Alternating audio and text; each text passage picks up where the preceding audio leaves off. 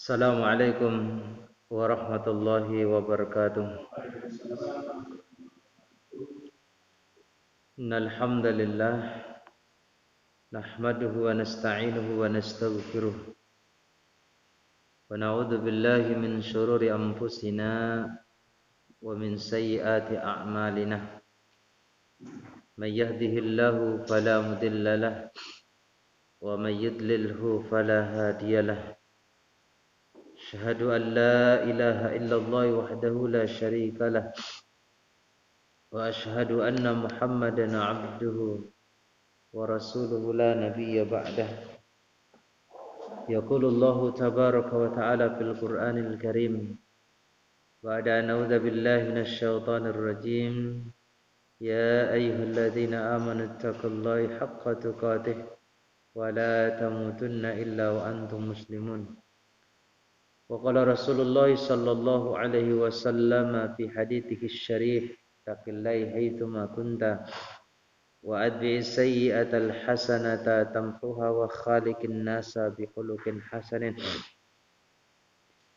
Ikhwani fiddin rahimani rahimakumullah. Alhamdulillah, pada kesempatan yang berbahagia ini kita bisa berkumpul di tempat ini, salah satu rumah Allah Subhanahu wa taala yang terdapat di permukaan bumi. Kita sama-sama bertafaqquh fiddin, belajar ilmu syar'i. Mudah-mudahan Allah Subhanahu wa taala meridhai apa yang kita kerjakan. Saudara-saudaraku yang dirahmati oleh Allah, baik kita lanjutkan kajian kitab Bulughul Maram min Adillatil Ahkam. Nomor 55 di dalam kitab saya. Saya bacakan. Wa an Abi Hurairah radhiyallahu anhu qala.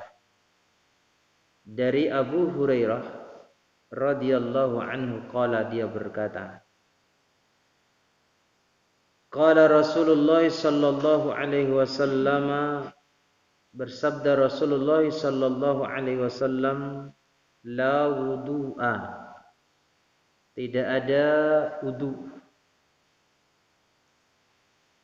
ataupun tidak sempurna wudu yang dilakukan oleh seseorang,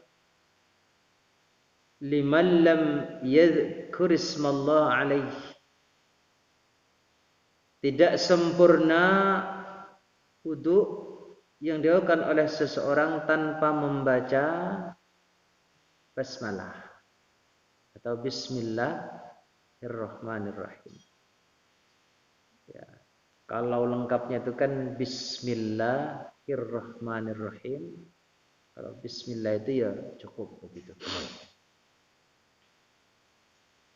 Akhrajahu Ahmad, dikeluarkan oleh Ahmad, wa Abu Dawud, dan Abu Dawud, wa Ibnu Majah, dan Ibnu Majah, bi isnadin dhaifin, dengan isnad yang dhaif.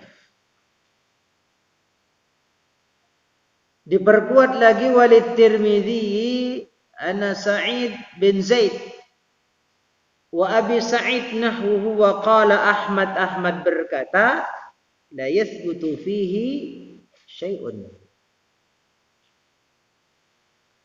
Akhwani fiddin rahimani rahimakumullah, saya jelaskan status daripada hadis ini, sanadnya adalah dhaif. Ya, rentetan apa? Salah satu di antara perawinya itu ada yang lemah. Itu kan sanad namanya. Kalau isinya itu kan namanya apa? Matan. Tapi kalau rentetan yang meriwayatkan ya dari Rasulullah terus ke bawah terus begitu, itu namanya apa? Sanad, rawi begitu. Lah, ikhwan sekalian, hadis tentang tasmiyah ini, tasmiyah itu adalah mengucapkan basmalah. Itu telah diriwayatkan oleh banyak orang. Termasuk dari Ibunda Aisyah radhiyallahu anha. Kemudian Sahal bin Sa'ad, kemudian Abu Sabirah, Ummu Sabirah, sahabat Ali bin Abi Thalib, dan sahabat Anas. Lah, semua riwayat itu, ikhwan sekalian, itu terdapat komentar. Maksudnya, hadis-hadis yang berkenaan tentang basmalah, tentang keutamaan membaca basmalah dari setiap pekerjaan yang kita lakukan itu harus diawali dengan basmalah. Para ulama itu masih memperbincangkan itu. Termasuk hadis ini, tidak sempurna wudhu seseorang, tidak sah wudhu seseorang itu yang di situ tidak diawali dengan baca basmalah. Tapi ternyata sanadnya adalah lemah. Tetapi yang harus kita pahami ikhwan sekalian, karena begitu banyaknya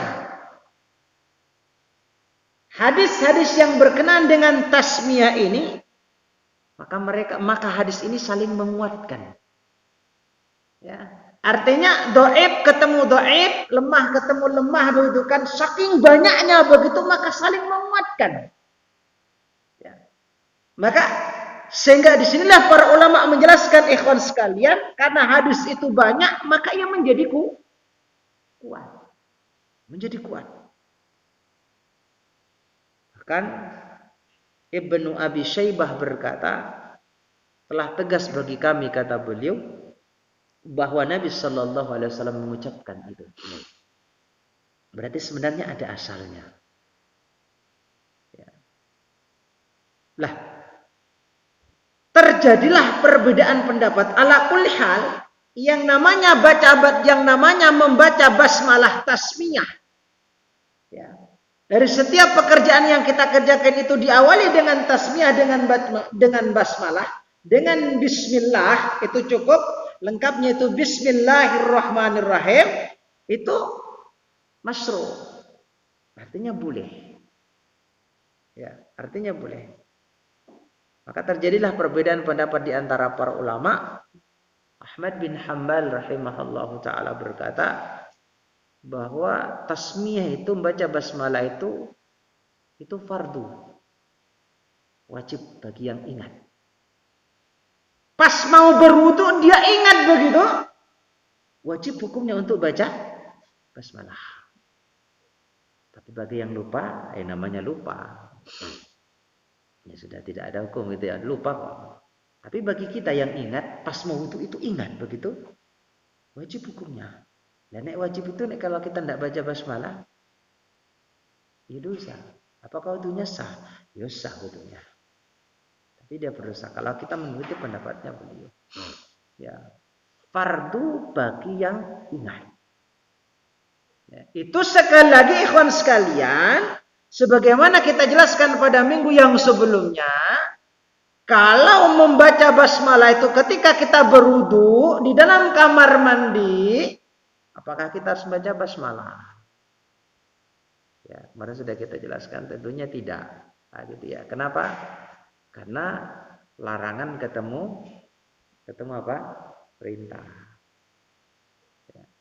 Larangan menyebut asma Allah, jangankan asma Allah berbicara dalam kamar mandi itu kan tidak boleh. Ketemu sama perintah yang seperti ini, maka yang didahulukan itu adalah larangannya. Perintah ketemu larangan, maka yang dipakai, maka yang didahulukan itu adalah larangannya. Maka tidak usah membaca basmalah di dalam kamar mandi. Jadi begitu.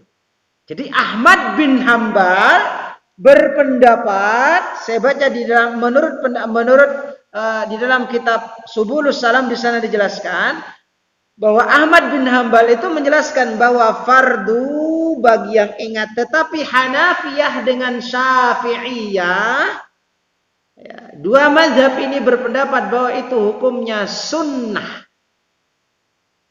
membaca basmalah. Dalilnya apa? Ya. Syafi'iyah mengatakan itu sunnah, kemudian Hanafiyah mengatakan itu sunnah. Kata Rasulullah Shallallahu Alaihi Wasallam ada hadis. Ya. Tetapi sekali lagi hadis ini adalah hadis yang dhaif. Tetapi tadi itu, ya, saling menguatkan karena saking banyaknya. Ya. Man dzakarallah awwala wudu'ihi. Barang siapa yang menyebut nama Allah Subhanahu wa taala di awal wudunya. Ya.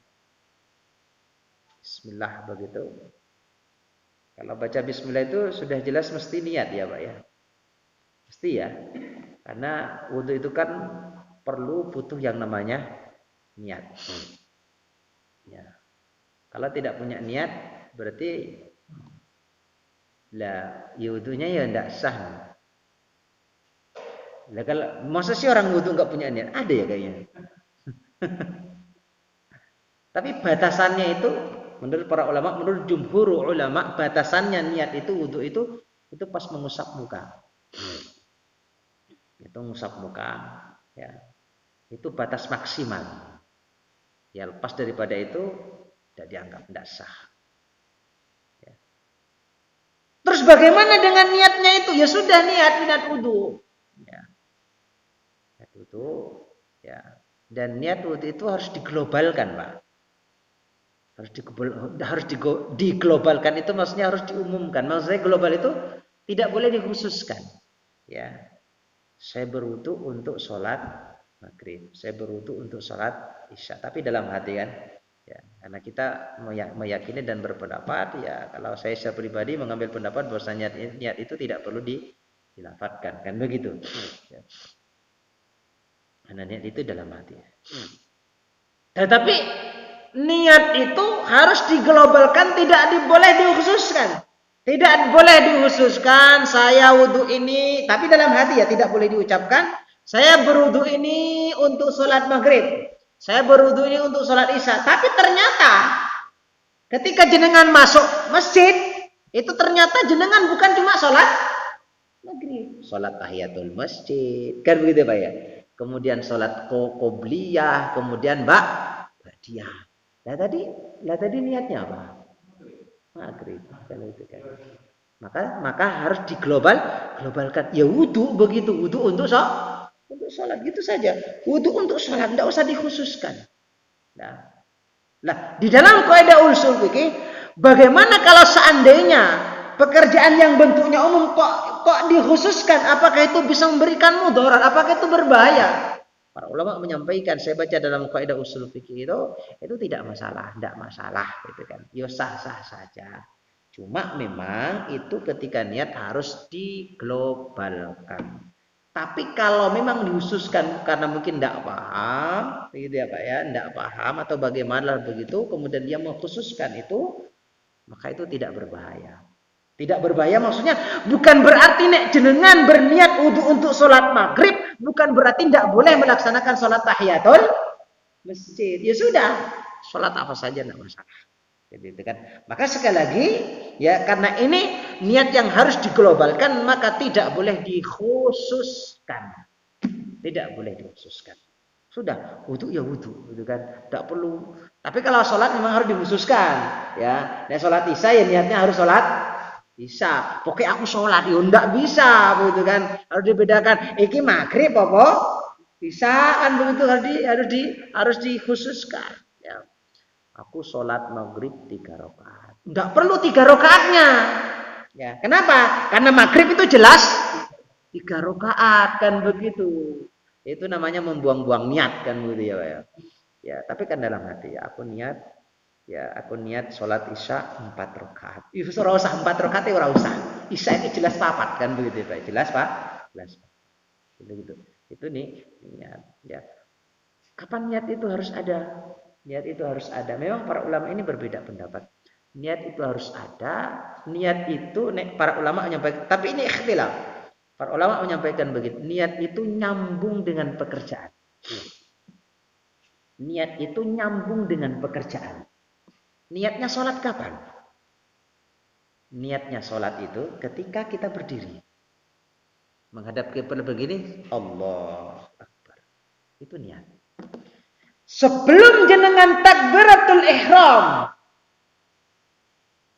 ada niat kita kemudian Allahu Akbar, itulah yang disebut dengan niat. Jadi niat itu nyambung dengan pekerjaannya. Ada yang berpendapat seperti itu. Ya. Nah terus bagaimana ketika jenengan keluar dari rumah? Apakah itu sudah niat? Belum. Tapi namanya itu azam. Azam itu apa? Tekad. Ada keinginan. Ya, ada ulama yang membedakan itu gitu ya Pak ya. Sekali lagi ini ikhtilaf, perbedaan pendapat di antara para ulama. Maka niatnya wudhu itu adalah ketika jenengan berada di depan keran mau baca basmalah, begitu bismillah, itu niat. Ketika jenengan berdiri mau takbiratul ihram, itulah niat. Jadi begitu. Jadi sekali lagi ada yang membedakan niat dengan azam. Tekad dengan niat. Sekali lagi kalau niat itu nyambung dengan pekerjaan. Ya. Jadi seperti itu. Apakah harus dilafadzkan atau tidak? Memang para ulama berbeda pendapat. Ya. Wallahu a'lam bishawab. Saya lanjutkan. Ya. Lah, kata Rasulullah sallallahu alaihi wasallam, "Man dzakarallah awwala wudu'ihi." Barang siapa yang menyebut nama Allah Subhanahu wa taala di awal wudu'nya, maka tahura jasadu kulluhu. Seluruh badannya itu apa? Suci, bersih. Bismillah, wudu dia. Maka seluruh jasadnya itu apa? Bersih. Suci. Wa idza lam yadhkur ismallah. Kalau dia tidak menyebut basmalah di awal wudunya tadi itu, lam yadhur minhu illa mawdi'ul wudu'. Maka tidak suci daripadanya kecuali yang suci itu hanya tempat anggota wudunya saja. Ya, itu perbedaannya. Jadi kalau baca basmalah di awal itu seluruh badannya bersih, suci, ya. Tapi nek enggak baca basmalah, yang bersih, yang suci itu cuma anggota wudunya. Tapi sekali lagi ada ulama mengatakan ini hadisnya dhaif. Ya, dhaif. Tapi sekali lagi hadis-hadis yang berkaitan dengan tasmiyah ini sangat banyak. Kemudian mereka saling menguatkan sehingga dia menjadi kuat. Apalagi berbicara tentang hadis umum, Pak. Hadis umum kata Rasulullah sallallahu alaihi wasallam, Imam Nawawi mensahihkan hadis ini. Ya, dan ini saya baca, saya dapatkan di dalam kitab Syarah Thalathatul Usul, yaitu Syekh Al-Utsaimin rahimahullahu taala. Rasulullah sallallahu alaihi wasallam bersabda, "Kullu amrin dibalin." Ya. Kullu amrin dibalin la yubda'u bismillah fahuwa abtar. Setiap perkara, setiap urusan la yubda'u bi bismillah, tidak diawali dengan membaca basmalah, fahuwa abtar, maka terputus. Terputus berarti ya barokahnya tidak ada, kan begitu. Ya. Imam Nawawi mensahihkan hadis ini, tapi ada ulama juga yang mendhaifkan hadis ini. Ya. Kullu amrin, setiap urusan yang tidak diawali dengan baca basmalah, fa huwa abtar, terputus dia, barokahnya terputus. Ya. Maka ikhwan sekalian, urusan apa saja itu bisa kita kiaskan. Urusan apa saja itu harus diawali dengan baca basmalah untuk mendapatkan barokah dari basmalah itu ya ikhwan. Dan ini kita dapatkan di seluruh kitab para ulama secara mayoritas, kitab-kitab mereka itu diawali dengan apa? Kalimat basmalah. Iya kan? Ya, kitab-kitab yang ada itu semuanya diawali dengan basmalah. Karena mereka mengambil barokah, ngalap barokah lah istilahnya kalau hari ini. Ngalap barokah dengan bacaan basmalah itu. Maka ini penting. Maka awali dengan baca basmalah. Bismillah, bismillah, bismillah. Itu kan. Ya, lebih lengkapnya ya bismillahirrahmanirrahim. Bismillahirrahmanirrahim. Bismillah itu cukup dengan menyebut nama Allah. Jadi begitu. Nah, maka kawan sekalian, maka para ulama menerima dan mencantumkan hadis ini ya dalam kitab-kitab mereka. Hal ini menunjukkan bahwa hadis ini sebenarnya ada sumbernya. Begitu kata As-San'ani rahimahullahu ta'ala. Jadi pada intinya membaca basmalah itu masru'. Ya, masru'. Ya, silahkan baca basmalah di setiap pekerjaan kita. Ya, wabil khusus ketika kita berwudu baca basmalah. Tidak ada ruginya. Itu ya Pak ya, untuk mendapatkan apa? Barokah. Ya, itu wudu. Wallahu a'lam bishawab. Saya lanjutkan. Hadis yang berikutnya. Wa an Talhah ibnu Musarrif an abihi an jaddihi. Dari Talhah bin Musarrif an abihi dari bapaknya, an jaddihi dari kakeknya, radhiyallahu anhum semoga Allah meridhai mereka. Qala dia berkata, Ra'aitu Rasulullah sallallahu alaihi wasallam. Aku melihat Rasulullah yafsilu bainal madmadha wal istinsyaq. Memisah, menyendirikan, betul ya di situ? Ya, antara berkumur-kumur dan memasukkan air ke dalam hidung. Jadi pengertiannya berkumur-kumur itu dengan memasukkan air ke dalam hidung itu terpisah. Berkumur-kumur dulu gitu 3 kali ya, tanpa mengikut sertakan hidung. Nah itu setelah itu ngambil air baru untuk hidung. Ya, jadi begitu. Tetapi akhrajahu Abu Dawud bi isnadin dhaifin. Dikeluarkan oleh Abu Dawud dengan isnad yang dhaif, dengan isnad yang dhaif. Hadis ini ikhwan sekalian sekali lagi memang dhaif, lemah. Ya. Tetapi kata As-San'ani rahimahullahu taala ditegaskan oleh sahabat Ali dan Utsman bin Affan radhiyallahu anhuma bahwa keduanya yaitu Ali, sahabat Ali dengan sahabat Utsman bin Affan itu memang memisahkan mereka. Ya. Jadi Ali radhiyallahu an dengan Utsman bin Affan nek berwudu itu mereka memisahkan antara berkumur-kumur dan memasukkan air ke dalam hidung. Kemudian mereka mengatakan hakadza ra'aina Rasulullah sallallahu alaihi wasallam tawadda. Seperti inilah kata Utsman, seperti inilah kata sahabat Ali, kami melihat Rasulullah berwudu. Berarti apa? Memisahkan. Saya ulangi, kata Ali dan kata Utsman, hakadza ra'aina Rasulullah sallallahu alaihi wasallam tawadda. Seperti inilah kami melihat Rasulullah berwudu, dipisahkan antara memasukkan air, antara berkumur-kumur dengan masukkan air ke dalam hidung, dan ini menurut beliau adalah yang dianut dan dipegang oleh jumhurul ulama.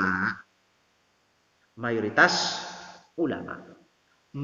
ulama kata As-San'ani itu memisahkan antara berkumur-kumur. Kemarin sudah kita jelaskan ya, yang namanya berkumur-kumur itu apa? Berarti menggoyangkan, menggerakkan air di dalam mulut kita. Ya, itu berkumur-kumur. Ya, itu berkumur-kumur. Kemudian kalau masukkan air ke dalam hidung ada yang berpendapat ya dari kanan dimasukkan, keluar dari kiri. Ya, jadi ada yang mengatakan seperti, tapi kayaknya ya kayak begitu yo. Susah, Pak. Masuk kanan, keluar kiri. Ya. Jadi begitu. Lah. Kemudian maka di sana Al-Hadawiyah mengatakan begini, Pak. Al-Hadawiyah itu mengatakan begini, sunnah mengumpulkan keduanya dengan satu cidukan. Itu kata Al-Hadawiyah. Kalau tadi itu apa? Itu dipisah. Tapi hadisnya kan dhaif. Ya.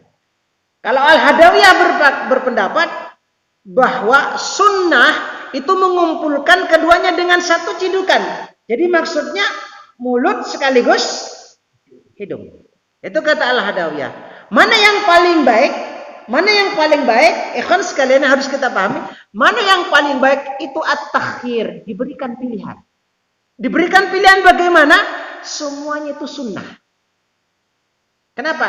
Karena dua-duanya itu memang ada dasarnya, dua-duanya pernah dikerjakan oleh Rasulullah SAW ataupun para sahabat. Jadi artinya disebutkan oleh As-San'ani, ya dijadikan satu ya boleh, dipisah ya boleh. Ya. Jadi itu apa namanya? Ya tadi itu sunnah. Ya. Dijadikan satu ya sunnah, dipisah ya sunnah. Ya kita mau pakai yang mana itu terserah. Wallahu a'lam bishawab. Itu tentang masalah berkumur-kumur dan masukkan air ke dalam hidung. Ya, jadi begitu. Maka kalau ada yang berbeda dengan kita ya, maka kalau ada yang kalau kita mungkin pakai yang kalau saya itu saya jadikan satu. Ya. Karena hadis yang berkenaan dengan yang dijadikan satu itu memang hadisnya itu banyak. Ya, banyak itu maksudnya banyak yang sahih gitu ya Pak ya. Kalau yang memisahkan ini salah satunya ini adalah hadisnya dhaif. Jadi begitu. Tapi sekali lagi dua-duanya itu boleh. Ya, silahkan kita memilih. Wallahu a'lam bishawab. Lah, ini ditegaskan lagi di dalam hadis ini. Ya, dalam hadis yang berikutnya, wa an aliyin radhiyallahu anhu fi sifatil wudu. Dari sahabat Ali radhiyallahu an tentang sifat wudu. Tsumma tamatmada sallallahu alaihi wasallam. Kemudian Nabi sallallahu alaihi wasallam itu berkumur-kumur. Wastanthara thalatha, mengeluarkan air dari hidung itu thalatha 3 kali. Bimutmidu wa yastansiru minal kaf. Ya, memasukkan air ke dalam mulut berkumur-kumur maksudnya, kemudian mengeluarkan air dari hidung itu minal kaf, dari satu tangan. Alladzi ya'khudhu minhul ma, yang mana air itu diambil. Ya. Jadi seperti itu. Ini ditegaskan, ini kan berbeda dengan yang sebelumnya. Ya. Makanya hadis yang sebelumnya itu memisahkan itu adalah hadis yang mengatakan itu dipisahkan itu dhaif. Kemudian yang kedua ini dijelaskan bahwa Rasulullah sallallahu alaihi wasallam itu ketika berwudu itu menggandengkan antara berkumur-kumur dengan memasukkan air ke dalam hidung, ya, yumatmidu wa yastanfiru minal kaf alladhi ya'khudhu minhul ma. Ya. Ala kulli hal ini dua-duanya boleh. Akhrajahu Abu Dawud wan Nasa'i.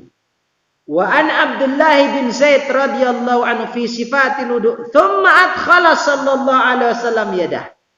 Kemudian Nabi sallallahu alaihi wasallam memasukkan yadahu, kedua tangannya, famat madha, beliau apa? Berkumur-kumur, wastansyaqa, kemudian apa? Memasukkan air ke dalam hidung, min kaffin wahidin, dari satu tangan. Yaf'alu dzalika salasa, dilaksanakan, dikerjakan 3 kali. Muttafaqun alaih. Hadis ini apa? Muttafaqun alaih. Ya. Jadi, maka sepertinya ikhwan sekalian, sepertinya penulis kitab ini lebih condong kepada pendapat yang mengatakan bahwa itu digabungkan. Ya, kenapa? Karena beliau mencantumkan hadis yang saya di sini muttafaqun alaih, yaitu Rasulullah sallallahu alaihi wasallam memasukkan apa? Tangannya berkumur-kumur, memasukkan air ke dalam hidung dari satu air itu dilakukan sebanyak 3 kali. Ya, 3 kali. Saya lanjutkan. Wa an Anas ibni Malik, dari Anas bin Malik radhiyallahu anhu qala, semoga Allah meridainya. Ra'an Nabi sallallahu alaihi wasallam rajulan. Nabi sallallahu alaihi wasallam melihat seorang laki-laki. Wa fi qadamihi mithlu dhufri lam yusibhul ma. Rasulullah melihat seorang laki-laki yang di kakinya itu ada satu kayak seperti satu adufr, kuku yang tidak kena air. Di dalam riwayat yang lain disebutkan Nabi Shallallahu Alaihi Wasallam melihat seorang laki-laki sholat dan di bagian telapak kakinya itu terdapat bintik sebesar dirham, artinya tidak terbasuh. Tidak terbasuh. Maka Rasulullah SAW ketika melihat itu, irji', kembalilah kamu, fa ahsin wudu'aka. Perbagusi wudu'. Maknanya apa ikhwan sekalian? Bahwa wajib meratakan kepada seluruh anggota wudu kita. Kalau kita menyengaja tidak membasuh anggota wudu tadi itu kemudian ada yang tertinggal begitu, maka wudunya tidak sah. Maka kata Rasulullah Sallallahu Alaihi Wasallam di dalam hadis yang sebelumnya itu, wailul lil aqabi minan nar. Kecelakaanlah ya bagi tumit-tumit yang tidak terbasuh. Kenapa Rasulullah Sallallahu Alaihi Wasallam menyebutkan tumit-tumit di sini? Karena memang biasanya secara umum yang biasanya diremehkan oleh orang-orang itu biasanya apa? Tumitnya yang tidak terbasuh. Maka wailul lil aqabi minan nar. Jadi wajib meratakan kepada seluruh anggota wudu. Kita perhatikan di sini. Kata Rasulullah sallallahu alaihi wasallam ketika beliau melihat laki-laki tadi yang dalam sholatnya itu, kata Rasul irji'. Ya, irji' fa ahsin wudu'aka. Kembali kamu perbagus wudu. Maknanya apa ini kawan sekalian? Maknanya adalah bahwa wudu yang dilakukan itu ada yang berpendapat wudu yang dilakukan yang pertama itu tidak sah. Karena tidak sah, maka Rasulullah itu menyuruh kepada dia untuk berwudu ulang. Berwudu ulang artinya apa? Inilah yang disebut dengan apa? Bahwasanya wudu itu harus berkesinambungan. Ya. Mualah namanya. Artinya kalau berkesinambungan itu ada bagian anggota wudu tadi itu tidak terbasuh. Kemudian kita lihat pas kita sholat atau selesai berwudu kemudian ada yang memberitahu di situ tidak di tempat tidak ada yang ada yang tidak terbasuh, maka wudunya harus ulang. Ada yang berpendapat seperti itu. Kenapa? Karena wudu itu harus berkesinambungan. Selesai berwudu, ternyata ketika sudah selesai berwudu ada katakanlah siku kita tidak terbasuh, maka apakah harus cukup mengusapnya? Ada yang berpendapat itu tidak boleh. Harus diulangi dari awal. Kenapa? Karena wudu itu harus berkesinambungan. Tapi ada yang berpendapat, ya saya baca dalam fatwanya Syekh Al-Utsaimin rahimahullah taala, yang namanya mualah itu yang penting tidak kering. Ya. Yang penting tidak kering. Tidak kering itu maksudnya bagaimana?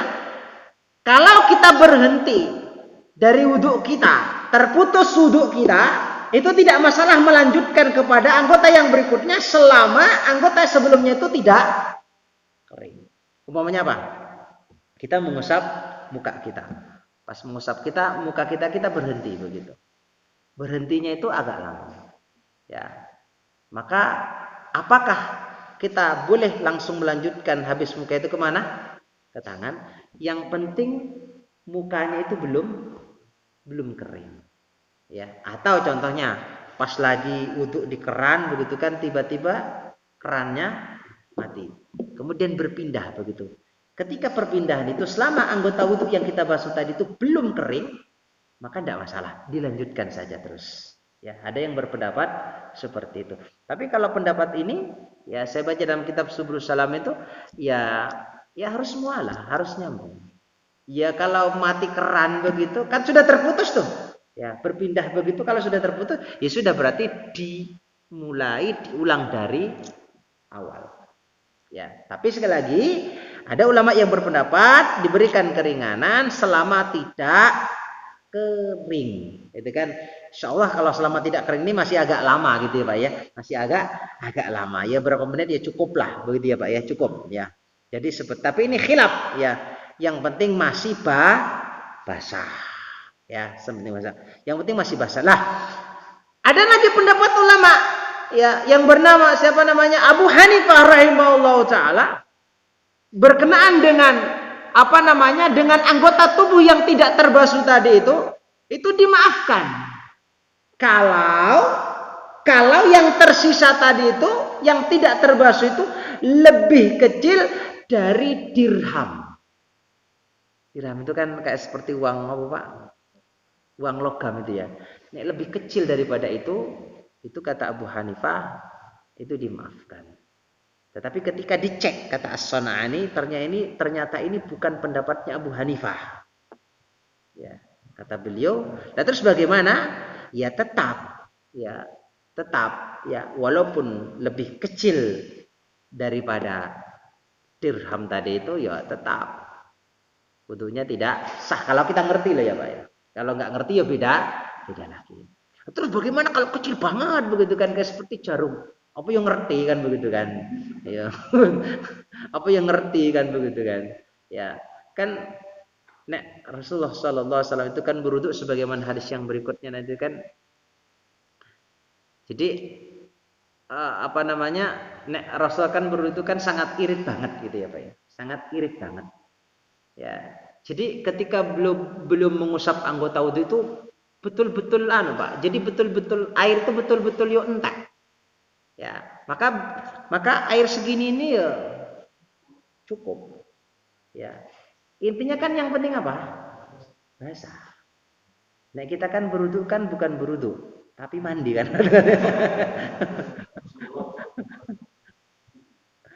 Di sini apa ya cukup? Enggak cukup. Kalau kita tidak cukup. Tapi kalau Rasulullah cukup. Ya, cukup ini, ya. Dan ini banyak yang membuktikan ini cukup. Saya juga pernah membuktikan ini cukup. Ya.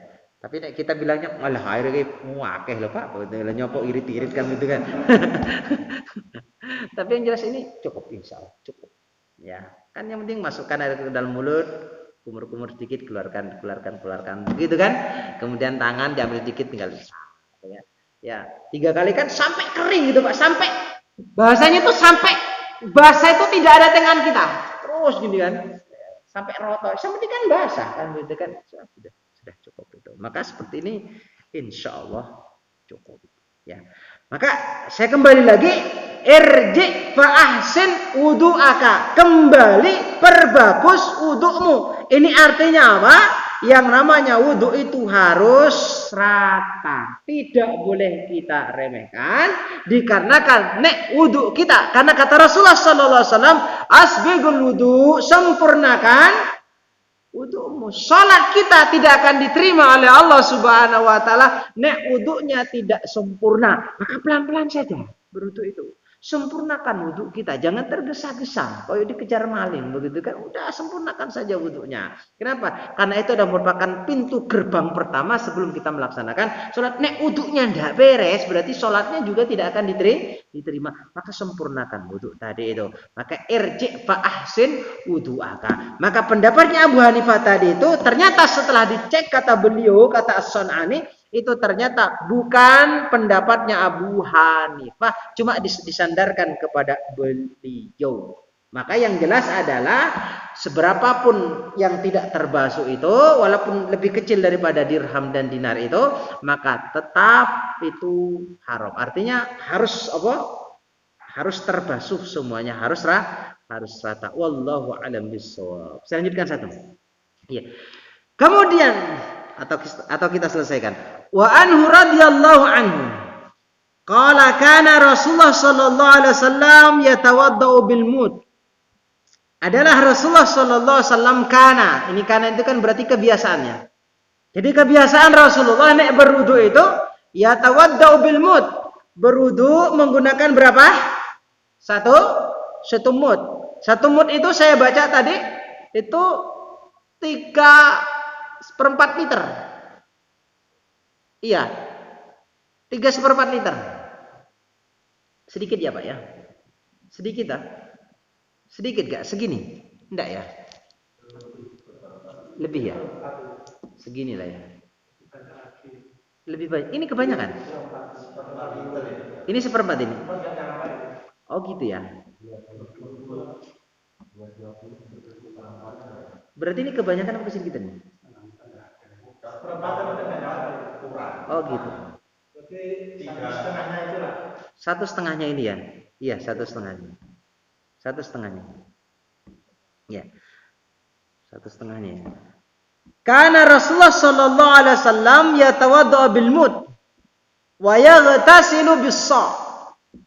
Beliau mandi dengan 1 sa'.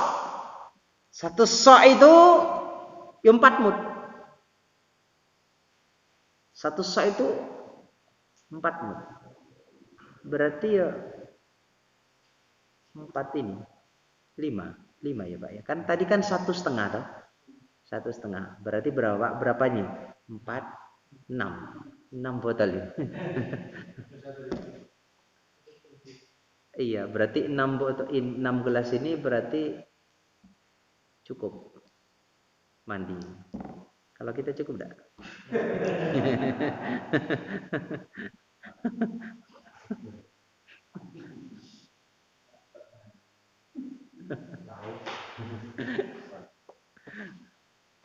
Insyaallah. Ya. Yatawaddau bil mud wa yaghtasilu bis sa' ila 5 amdan. Ya. Maka di sini disebutkan mandi 1 sa' sampai 5 amdan. Berarti 5 mud. Begitu ya Pak ya? Berarti 5 mud. Ya, berarti kalau 5 mud ya tadi itu. Ya hampir ya kurang lebih sebagaimana yang disampaikan tadi itu, Masya Allah. Ini menjelaskan kepada kita bahwa Rasulullah Sallallahu Alaihi Wasallam itu ketika bersuci, berwudu, mandi dan lain sebagainya itu tidaklah boros, kan gitu. Ya, beliau memberikan contoh kepada kita agar ketika bersuci itu tidak boros, kan begitu. Ya kalau kita yo orang marem pokoknya orang renang yo orang marem kan begitu. Masya Allah gitu Pak ya. Yo apalagi yo lah nek sampuan piye kan gitu kan. Nek sampuan piye kan begitu kan. Apa yo cukup kan begitu nek kita gitu ya Pak ya. Tapi yang jelas Rasulullah mengajarkan kepada kita agar kita ini ketika kita bersuci, wudhu, mandi dan sebagainya itu tidaklah boros. Saya lanjutkan satu menyelesaikan bab ini. Ya. Wa an Umar radhiyallahu anhu qala. Dari Umar radhiyallahu anhu qala dia berkata. Qala Rasulullah sallallahu alaihi wasallam. Bersabda Rasulullah sallallahu alaihi wasallam, ma minkum min ahadin yatawadda'u. Siapa di antara kalian yang berwudu? Maka apa? Bayusbigul wudu. Sempurnakan wudu. Atau bersungguh-sungguhlah kalian di dalam berwudu. Ya.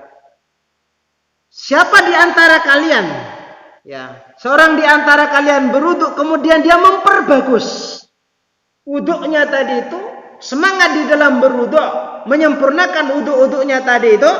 Kemudian setelah itu summa yaqul, setelah selesai ya wuduknya tadi itu, kemudian dia berdoa, dia berkata, asyhadu an la ilaha illallah wahdahu la syarikalah wa asyhadu anna muhammadan abduhu wa rasuluhu. Ini doanya, doa apa ini? Selesai wudu.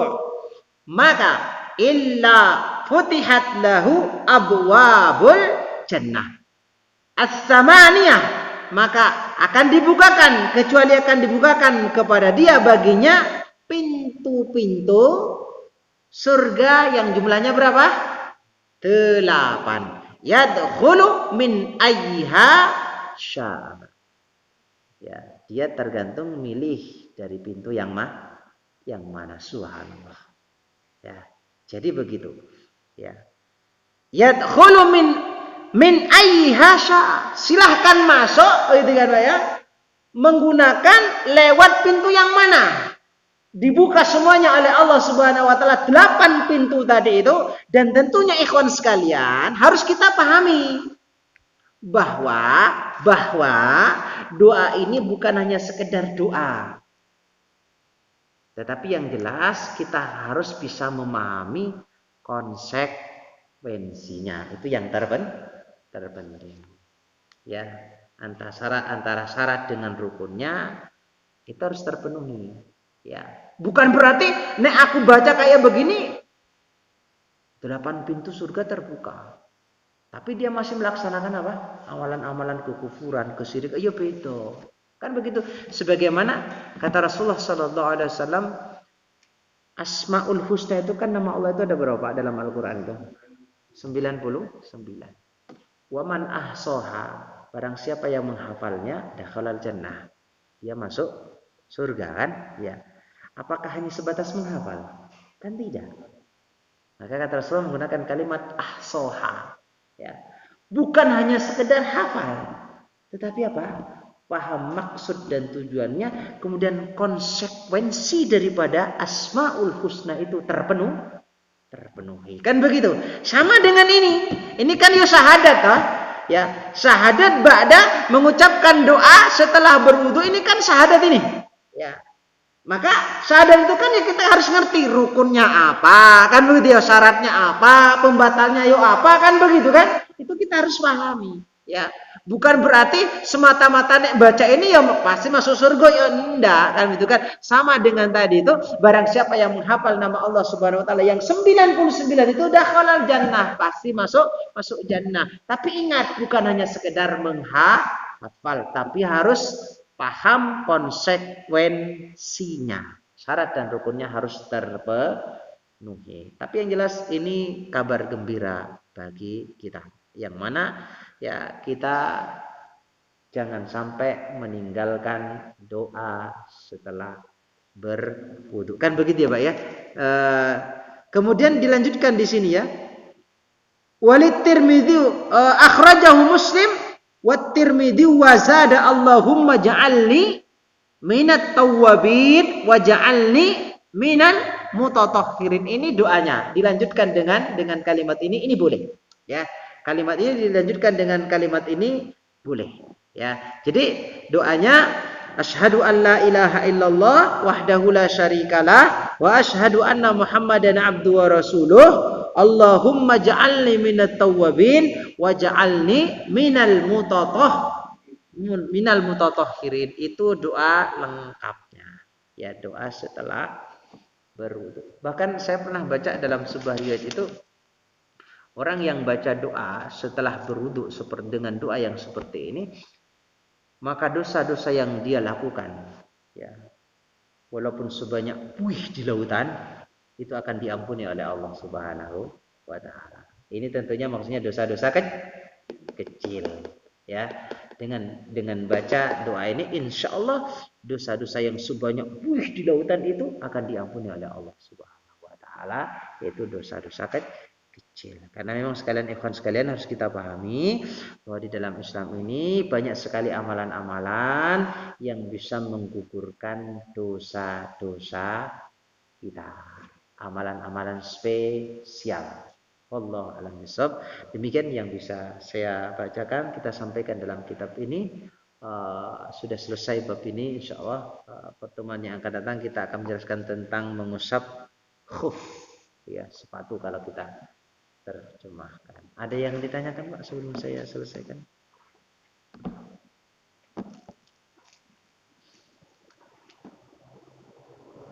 Cukup? Tidak ada? Saya cukupkan, kita cukupkan. Mudah-mudahan bisa memberikan manfaat. Subhanallah bihamdika asyhadu an la ilaha illa anta astaghfiruka wa atubu ilaik. Assalamualaikum warahmatullahi wabarakatuh.